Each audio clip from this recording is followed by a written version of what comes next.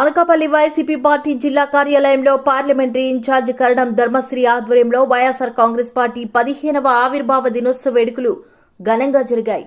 ఈ వేడుకలకు 7 నియోజకవర్గాలకు చెందిన ఇన్ఛార్జీలు అదీప్ రాజు, కన్నబాబురాజు, పెట్ల గణేష్, అలాగే పార్టీ అధ్యక్షుడు బూడి ముత్యాల నాయుడు, మాజీ ఎంపీ సత్యవతమ్మ, పట్టణ అధ్యక్షులు మందపాటి జానకి రామరాజు, ఎంపీపీలు, వైసీపీ శ్రేణులు పెద్ద ఎత్తున హాజరయ్యారు. అనంతరం వైసీపీ నాయకులు పార్టీ జెండాను ఆవిష్కరించారు. ఆ తర్వాత కేక్ కట్ చేసి సంబరాలు జరుపుకున్నారు. ఆపై యువత పోరు కార్యక్రమంలో భాగంగా పార్టీ కార్యాలయం నుంచి భారీ ర్యాలీతో బయలుదేరారు. మెయిన్ రోడ్డు మీదుగా కలెక్టర్ ఆఫీస్ కు చేరుకున్నారు. అనంతరం విద్యార్థుల ఫీజు రియంబర్స్మెంట్ నిధులు విడుదల, అలాగే నిరుద్యోగ భృతిపై కూటమి ప్రభుత్వం అవలంబిస్తున్న తీరుపై కలెక్టరేట్ ఎదుట నిరసనలు తెలిపారు. అనంతరం కలెక్టరేట్ లో డీఆర్ఓకి వినతి పత్రం అందజేశారు. ఈ సందర్భంగా బూడి ముత్యాల నాయుడు మీడియాతో మాట్లాడుతూ కూటమి ప్రభుత్వం విద్యార్థులకు ఫీజులు చెల్లించకపోవడంతో వారి తల్లిదండ్రులు తీవ్ర మనోవేదనకు గురవుతున్నారని అన్నారు. సకాలంలో ఫీజులు చెల్లించక విద్యార్థులను కళాశాల నుంచి ఇంటికి పంపివేస్తున్నారని వాపోయారు. తమ ప్రభుత్వం ఇచ్చిన మాట కట్టుబడి విద్యార్థులకు సకాలంలో ఫీజులు చెల్లించిందన్నారు. కూటమి ప్రభుత్వం అధికారంలోకి వచ్చి 9 నెలలు గడుస్తున్నప్పటికీ విద్యార్థులకు ₹1 కూడా చెల్లించకపోవడం దారుణమన్నారు. కూటమి ప్రభుత్వానికి మద్యం మీద ఉన్న శ్రద్ధ విద్యార్థుల పట్ల లేదని ఎద్దేవా చేశారు.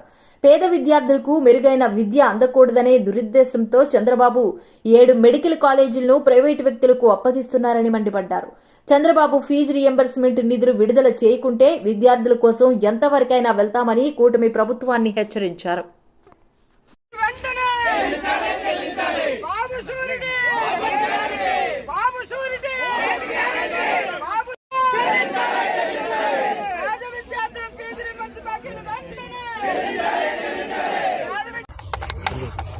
ఈరోజు రాష్ట్ర వ్యాప్తంగా జరుగుతున్నటువంటి యువత పోరు కార్యక్రమంలో భాగంగా ఈరోజు అనకాపల్లి జిల్లా యువత పోరు కార్యక్రమం ఈరోజు తలపెట్టడం జరిగింది. ముఖ్యంగా యువతకు సంబంధించి, విద్యార్థులకు సంబంధించి విద్యార్థులు చదువుకునేటువంటి కళాశాలలు, విద్యార్థులు చెల్లించవలసినటువంటి ఫీజులు సకాలంలో ప్రభుత్వం చెల్లించకపోవటం వలన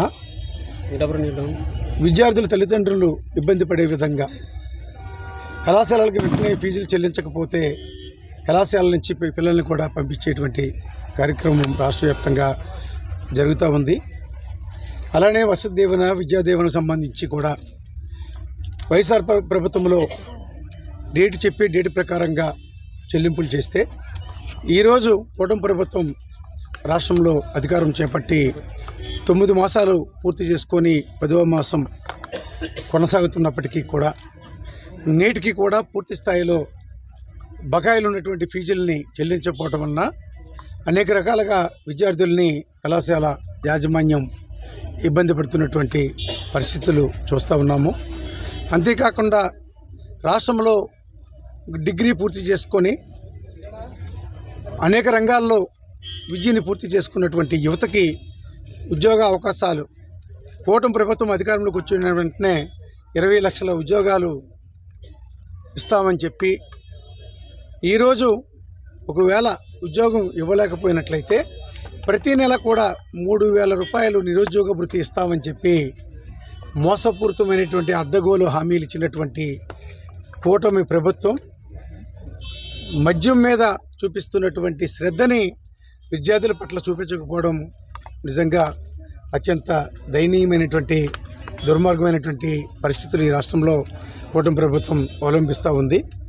అంతేకాకుండా ఈ రాష్ట్రంలో ప్రతి పేద విద్యార్థి కూడా తనకున్నటువంటి విద్యా అర్హతతో, తను సాధించినటువంటి మెరిట్తో మెడిసిన్ చదివించాలనేటువంటి తల్లిదండ్రుల తాలూకా ఆకాంక్షతో 17 కళాశాలల్ని, మెడికల్ కాలేజీలని జగన్మోహన్ రెడ్డి గారు ఏర్పాటు చేసి దాదాపుగా 5 కళాశాలలో ఈరోజు క్లాసులు కూడా జరుగుతూ ఉన్నాయి.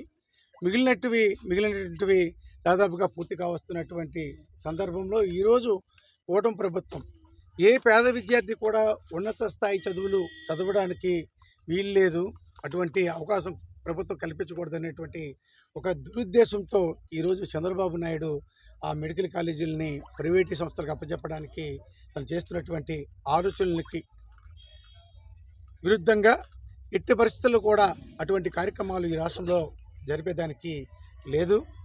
వైఎస్ఆర్ పార్టీ ఈరోజు జగన్మోహన్ రెడ్డి గారు అనునిత్యం పేద విద్యార్థుల పట్ల చిన్నతనం నుంచే పెద్ద స్థాయి చదువుకునే వరకు కూడా పిల్లలకు చెల్లించవలసినటువంటి మంచి పౌష్టికాహారంతో కలిపి మరి ప్రతి కళాశాలలో చదువుతున్నటువంటి వాళ్ళకి, ప్రైవేట్ కళాశాలలో చదువుతున్నటువంటి వారికి కూడా ఎప్పటికప్పుడు ఫీజు బకాయిల్ని ఏమి ఉంచకుండా చెల్లిస్తూ మరి వసతి దీవెన, విద్యా దీవెన అనేటువంటి కార్యక్రమాలను కూడా ప్రవేశపెట్టి సాచురేషన్ మోడ్లో ఏ పార్టీకి సంబంధించినటువంటి విద్యార్థులు అనేటువంటిది లేకుండా నాకు ఓటు వేయకపోయినటువంటి పిల్లలైనా సరే, వాళ్ళ తల్లిదండ్రులు వేయకపోయినా అందరినీ సమాన దృష్టితో ఈ రాష్ట్ర ముఖ్యమంత్రిగా పదవి బాధ్యతలు చేపట్టిన తర్వాత అందరినీ కూడా సమానంగా చూసేటువంటి ప్రమాణం చేసినటువంటి ముఖ్యమంత్రిగా జగన్మోహన్ రెడ్డి గారు అందరినీ చదివించే బాధ్యతని తీసుకొని ఈరోజు అన్ని రంగాల్లో కూడా వివిధ రాష్ట్రాల్లో, వివిధ దేశాల్లో ఈరోజు అనేక రంగాల్లో ఉద్యోగాలు చేస్తున్నారంటే ఆ రోజు 2000